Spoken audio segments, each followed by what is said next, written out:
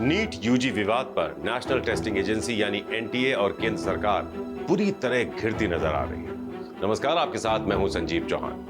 Supreme court ने मंगलवार को सुनवाई में एनटीए को कड़ी फटकार लगाई है। केंद्र सरकार और एनटीए को नोटिस जारी किया गया है और सभी तथ्यों के साथ 8 जुलाई को सुप्रीम कोर्ट में अपना पक्ष रखने को कहा है। सुप्रीम कोर्ट ने साफ कहा है कि इस मामले में अगर थोड़ी सी भी लापरवाही साबित हुई तो दोषी लोगों के खिलाफ सख्त से सख्त कार्रवाई की जाएगी। 4 जून को जब देश में चुनाव नतीजे आए, उसी दिन मेडिकल कॉलेजों में दाखिले के लिए लाखों युवाओं के भविष्य का फैसला हुआ। एनईईटी यूजी का रिजल्ट आते ही बवाल शुरू हो गया। रिजल्ट में कथित धांधली के खिलाफ छात्र सड़कों पर उतर पड़े। दिल्ली से लेकर हैदराबाद और तिरुवनंतपुरम से लेकर पटना तक प्रदर्शन होने लगे।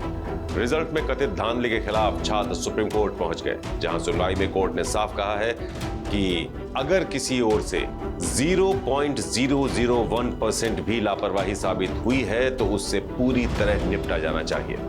बच्चों ने परीक्षा की तैयारी की है, हम उनकी मेहनत को नहीं भूल सकते। एनटीए को यह सोचना चाहिए कि अगर सिस्टम के साथ धोखाधड़ी करने वाला व्यक्ति डॉक्टर बन जाता है तो वो समाज के लिए कितना खतरनाक साबित हो सकता है। आज एनटीए को बहुत फटकार पड़ी है। हालांकि ऑर्डर शीट पे नहीं ऑब्जर्व हुआ, लेकिन जजेस ने ये कहा कि you are playing with health of the country. जो ये एग्जाम कैसे कैसे तैयारी होते हैं, ऑनरेबल जजेस ने ये भी एड्रेस किया कि उनको पता है कि कितनी मुश्किल से ये जो स्टूडेंट्स हैं वो तैयारी करते हैं।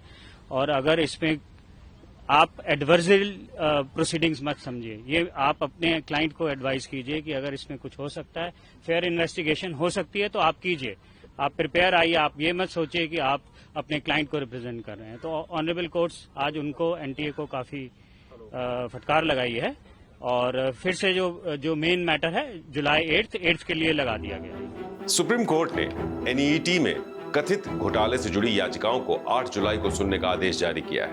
एनटीए और केंद्र सरकार को नोटिस जारी करते हुए कोर्ट ने सभी तथ्यों के साथ पेश होने को कहा है। हालांकि कोर्ट ने 6 जुलाई से शुरू होने जा रही नीट काउंसलिंग पर रोक लगाने से इनकार कर दिया है। सवाल उठता है कि नीट में आखिर ऐसा क्या हुआ है जो सुप्रीम कोर्ट को इतना सख्त रुख अपनाना पड़ रहा है।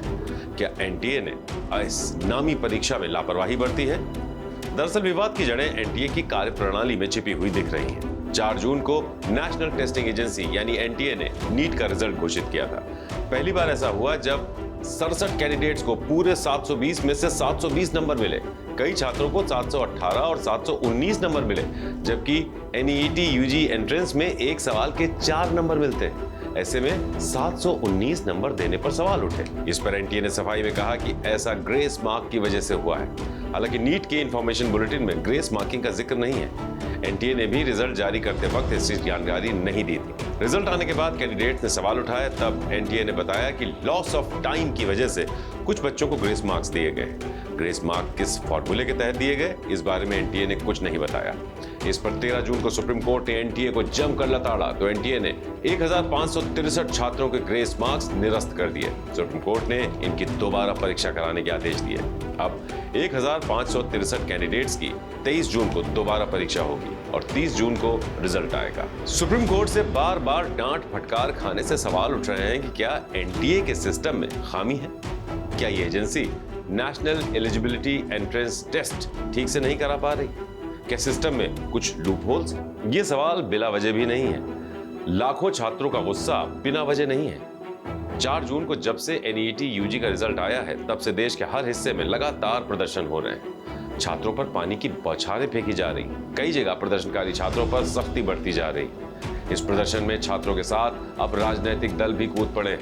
दिल्ली के जंतर मंतर पर मंगलवार को आम आदमी पार्टी ने प्रोटेस्ट किया। ये बहुत बड़ा घोटाला है और मैं आपको 2-3 बातें बता दूं। ये परीक्षा का रिजल्ट आना था 14 जून को, लेकिन निकाला गया 4 जून को। क्यों निकाला गया? क्योंकि 4 जून को जब रिजल्ट चुनावों के आ रहे थे, उस बीच ये रिजल्ट निकाला गया कि इसकी चर्चा न होने पाए, इसके घोटाले की चर्चा न होने पाए।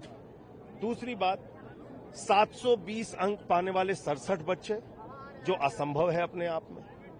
तीसरी बात, इसमें एक बच्ची ऐसी है गुजरात की जिसको 1 नंबर मिला फिजिक्स में, वो टॉप कर जा रही है, 720 अंक पा रही है। चौथी बात, किसी को 718 अंक मिला, किसी को 719 अंक मिला, जो असंभव है। नीट का एग्जाम रद्द होना चाहिए आज सड़क पे हम लोगों ने आंदोलन किया है। एनईटी यूजी परीक्षा में धांधली के खुलेआम आरोप लग रहे हैं। बिहार, हरियाणा और गुजरात में एंट्रेंस एग्जाम के पेपर लीक के आरोप लगे हैं। बिहार में 19 तो गुजरात के गोधरा में 5 लोगों की गिरफ्तारी हो चुकी है।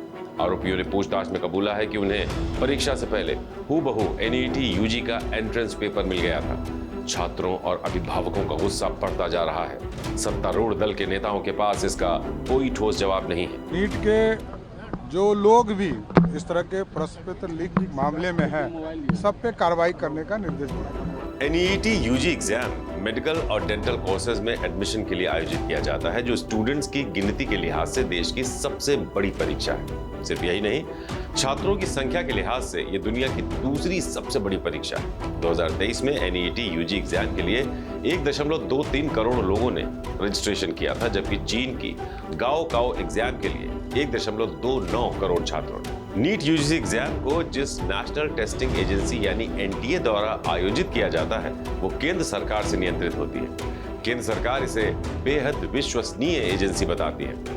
लेकिन इस साल के एनईटी यूजी एग्जाम विवाद में केंद्र सरकार की भूमिका पर भी सवाल उठ रहे हैं। छात्रों के प्रदर्शन और केस सुप्रीम कोर्ट में जाने के बाद केंद्रीय शिक्षा मंत्री धर्मेंद्र प्रधान ने 13 जून को कहा कि एनईटी का पेपर लीक होने का तो सवाल ही नहीं उठता। हम इस तरह के आरोपों को सिरे से खारिज करते हैं। लेकिन 2 दिन बाद जब बिहार से आरोपियों के कबूलनामे सामने आने लगे, तो आरोपी कबूलने लगे कि एक छात्र से नकल करवाने के लिए 30 से 35 लाख रुपए मिलते थे। शिक्षा मंत्री को अपना रुख नरम करना पड़ा। केंद्रीय शिक्षा मंत्री धर्मेंद्र प्रधान ने 2 दिन पहले कहा कि कुछ जगह अनियमितताओं की शिकायत मिली है और इसकी जांच जारी है। अब सभी को इंतजार है 8 जुलाई का, जब सुप्रीम कोर्ट एनईटी में पेपर लीक के कथित आरोपों पर दूध का दूध और पानी का पानी करेगा। लेकिन अगर सिस्टम में कहीं कोई दिक्कत आ गई है, तो नेताओं को इसे कबूल करने और ठीक करने का साहस दिखाना चाहिए। सभी जानते हैं कि चुनाव में बेरोजगारी और पेपर लीक एक बड़ा मुद्दा रहा है। सुप्रीम कोर्ट से 8 जुलाई को जो भी अपडेट आएगा, उससे सबसे पहले हम आप तक पहुंचाएंगे। तो बने रहिए आप हमारे साथ। नमस्कार। यूपी की हर खबर देखने और उनसे अपडेट रहने के लिए हमारे चैनल श्रेष्ठ यूपी को सब्सक्राइब और लाइक करें। साथ ही बेल आइकन को दबाना ना भूलें, जिससे हमारे हर वीडियो की जानकारी आप तक पहुंचती रहे।